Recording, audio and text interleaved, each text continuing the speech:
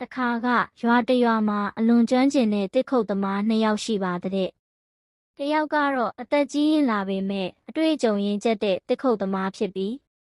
နောက်တစ်ခုတ်သမားကတော့ငယ်ရွယ်ပြီးခွန်အားဗလားနဲ့ပြည့်စုံလှပါတဲ့။ဒီနေ့မှာတော့တစ်ခုတ်သမား2ယောက်ဟာသူတို့အရေးသွေးကိုပြိုင်ပွဲတစ်ခုကျင်းပပြီးရှင်ပြိုင်ဖို့သဘောတူလိုက်ကြတယ်။အနိုင်ရှုံးဆုံးဖြတ်မှုကိုတော့တနေ့တည်းမှာတစ်ပင်အရေးအတွက်ပိုများအောင်ခုတ်နိုင်တဲ့လူကအနိုင်ဆိုပြီးသတ်မှတ်လိုက်ကြပါတယ်။ဒီလိုနဲ့ပြိုင်မဲနေ့မှာငယ်ရွယ်တဲ့တစ်ခုတ်သမားဟာစိတ်တက်ကြွစွာနဲ့အားကြိုးမှန်တက်ခုတ်ဖို့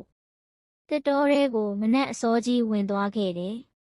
သူဟာငယ်ရွယ်တဲ့အပြင်ပိုမိုခွန်အားကြီးမားတာမို့စူးစမ်းမှုချင်းတူရင်သူအနိုင်ရမယ်ဆိုတဲ့ယုံကြည်ချက်နဲ့မရက်မနားခုတ်ပါတယ်ဒီလိုခုတ်နေရင်းနဲ့တစ်ဖက်တောအုပ်ကပြိုင်ဖက်ရဲ့တစ်ပင်ခုတ်တံကိုနားဆွေးမိတဲ့အခါအချိန်မှန်မှန်တစ်ခုတ်တံကိုကြားရပြီး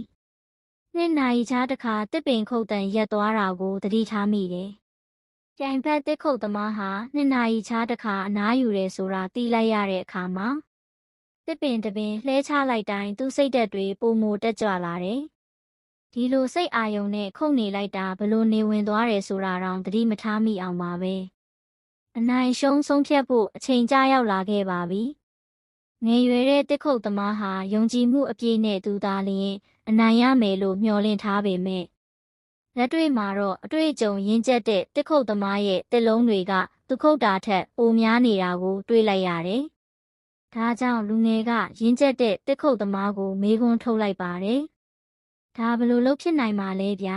။ခမည်းကျွန်တော်လောက်မခုတ်နိုင်တယ်လို့ကျွန်တော်လောက်လည်းမခုတ်ခဲ့ပါဘူး။ခမည်းနှစ်နာရီခြားတစ်ခါနားနေတာကျွန်တော်သိနေရတာပဲလေ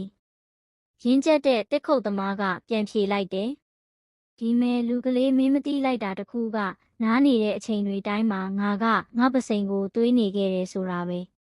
ဘဝမှာစူးစမ်းနေတာချင်းတူရင်တောင်ကိုအားနည်းချက်ကိုပြင်ဆင်ပြီးမှန်ကန်စွာတွေးခေါ်မျှော်မြင်ရှေ့ဆက်တက်တဲ့သူကအမြဲချေတလန်းသာလေးရှိတယ်။